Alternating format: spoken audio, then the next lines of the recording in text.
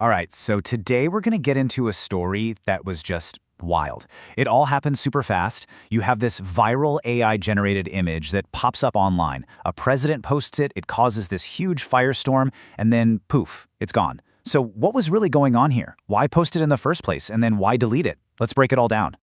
So it all kicks off with this image, and you can tell right away it's AI. But it wasn't just some random creation. This thing was made to be powerful, Super symbolic, it was basically engineered to go viral. And then, things get a whole lot crazier, because the image isn't just shared by some random person. Nope, it gets posted from the official social media account of the President of the United States, Donald Trump. Suddenly, this thing is being blasted out to a global audience. And just as quickly as it appeared, it was gone. The post gets deleted.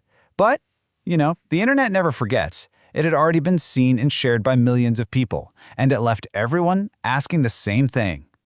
What was the real story here? Why would you post something so controversial just to delete it a little while later? To figure that out, we have to dig a little deeper. Okay, so first things first, let's really look at the image itself, the thing that kicked off this whole mess. So what you're looking at here is this AI-generated picture, and there's a figure in it that is unmistakably supposed to be Donald Trump. He's draped in these robes, surrounded by this kind of divine glowing light. And he seems to be healing another guy. For pretty much everyone who saw this, the message seemed crystal clear. It was drawing directly on Christian imagery, basically casting Trump in a role very, very similar to Jesus Christ. You can probably guess what happened next. The backlash was instant. So, what did the White House have to say about it? What was the official line? Well, let's get into that. So a reporter straight up asks him about it. Did you post this picture that shows you as Jesus? And Trump says, yeah, he posted it. But then he gives this completely different explanation. He says, and I'm quoting here, I did post it and I thought it was me as a doctor. Only the fake news could come up with that one. He went on to say he saw the figure as being like a Red Cross worker, somebody who was making people better. And this is really the core of the whole controversy, right? You have these two totally different interpretations. On one hand, the public sees a figure that looks like Jesus performing a miracle. On the other hand, the president is saying, no, that's just me as a doctor or a Red Cross worker. It's like two completely different worlds looking at the exact same picture. But here's the thing. To really get why this image was so explosive, we have to pull back and look at the bigger picture. Because it turns out this post wasn't just some random thing. It was actually one shot fired in a much bigger, very public conflict.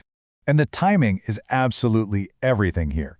This image didn't just appear out of nowhere. It went up online just hours after President Trump had launched this incredibly sharp verbal attack on the Pope.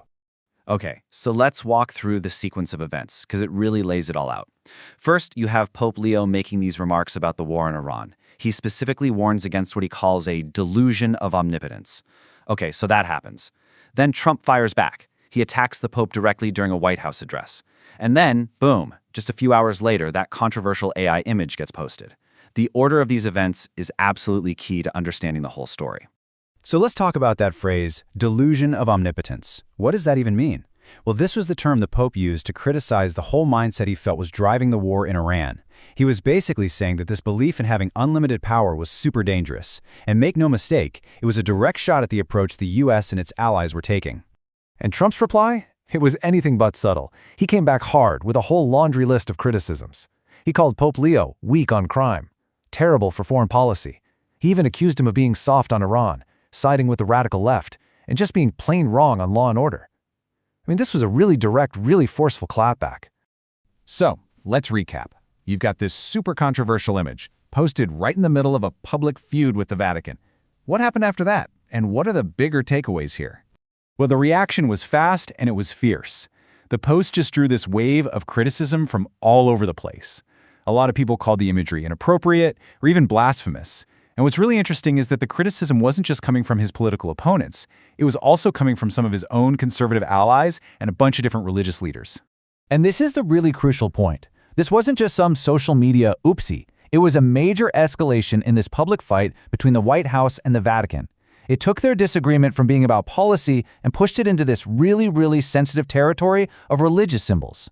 So when you boil it all down, this whole story about an AI image, a political fight, and a post that disappeared, it really shines a light on that tricky, often explosive mix of faith and power.